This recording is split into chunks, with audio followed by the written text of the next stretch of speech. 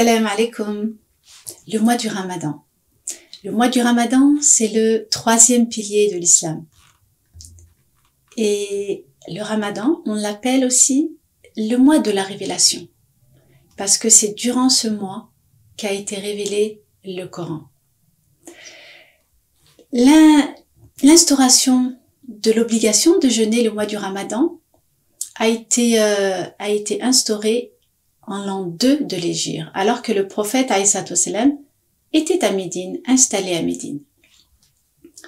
Et ce qui est intéressant de voir dans cette obligation du mois de Ramadan, bien c'est cette parole d'Allah subhanahu wa ta'ala, dans laquelle, qui a été rapportée dans un hadith qudsi, où Allah subhanahu wa ta'ala dit « Tous les actes appartiennent au fils d'Adam ». C'est-à-dire que tous les actes cultuels qu'il fait, que ce soit la prière, la zakat, le pèlerinage, tous ces actes lui appartiennent.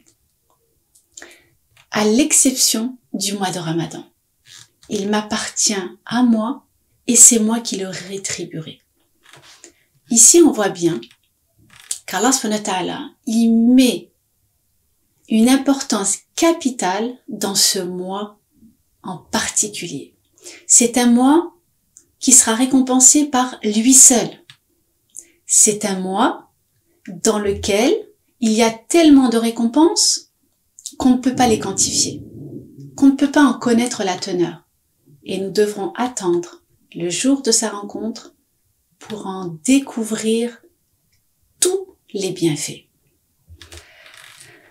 Allah subhanahu wa ta'ala, il nous dit dans Surat al-Baqarah, le verset 183.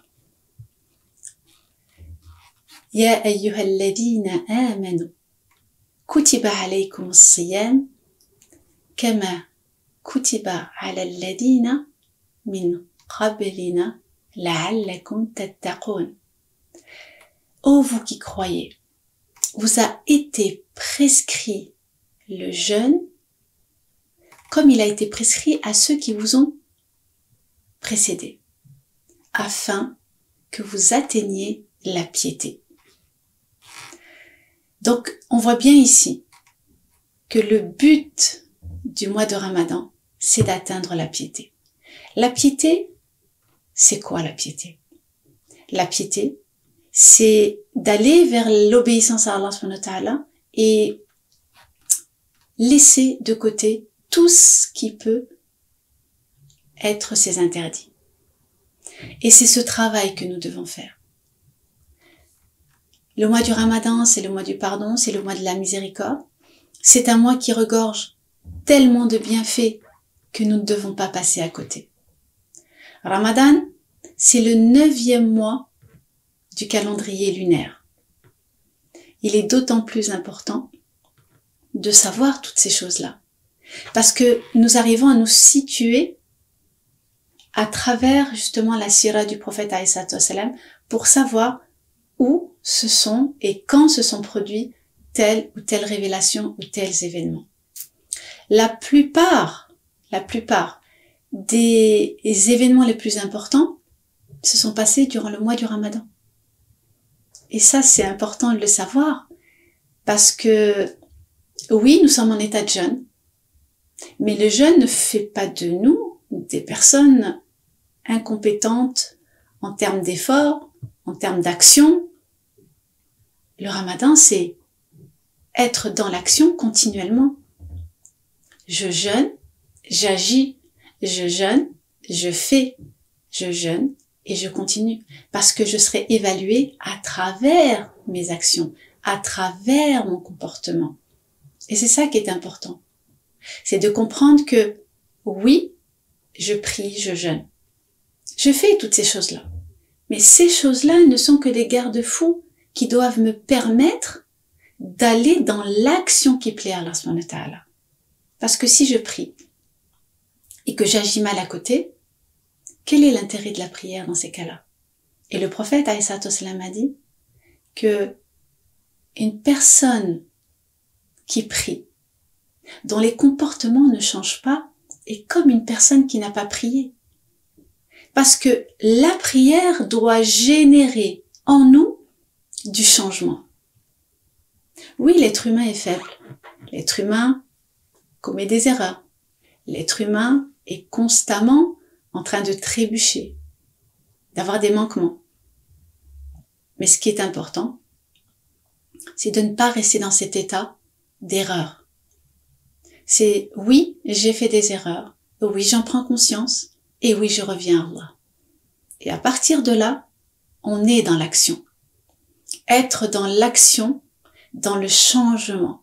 Et c'est le travail de toute une vie, c'est notre travail à nous. C'est de ne pas rester inerte sans rien faire.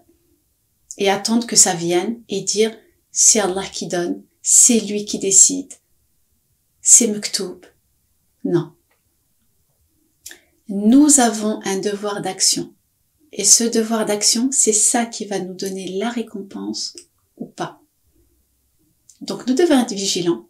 C'est de notre responsabilité.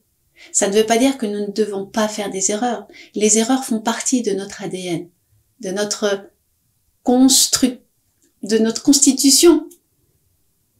Mais le meilleur de celui qui commet des erreurs, c'est celui qui revient à Allah. Donc restez toujours dans cet équilibre. D'être dans l'action qui va plaire à Allah. Et que si je me trompe, eh bien je sais que je peux revenir. Je sais qu'Allah il est dans sa grande miséricorde, mon créateur pardonneur.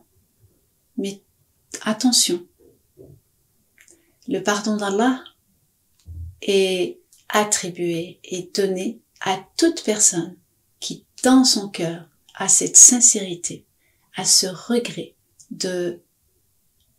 d'arrêter l'erreur, d'arrêter le péché, d'arrêter la désobéissance. Tout est une question de cœur. Personne ne peut tromper Allah subhanahu wa ta'ala. Et le fait qu'il est celui qui lit le cœur, qui sait ce qu'il y a à l'intérieur de soi, c'est ça qui doit nous motiver à toujours être dans la vigilance de la purification de notre cœur et de notre âme.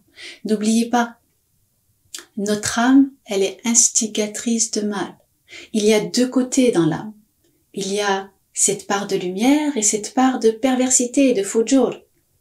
Et donc ces deux côtés-là, il faut absolument faire en sorte que le côté obscur n'obscurcisse pas la lumière qui est à l'intérieur. Nous devons faire en sorte de toujours faire reculer l'obscurité. Et ça, c'est un travail de va-et-vient que nous devons faire. C'est un travail qui est un travail du quotidien. C'est un travail qui demande des efforts. Mais n'oubliez pas que votre effort que vous faites, la difficulté de vos efforts, sera récompensée dans l'au-delà pour atteindre les plus hauts degrés des jardins paradisiaques éternels. N'oubliez jamais l'objectif final, c'est de se retrouver aux côtés d'Allah subhanahu wa ta'ala. Salam alaikum.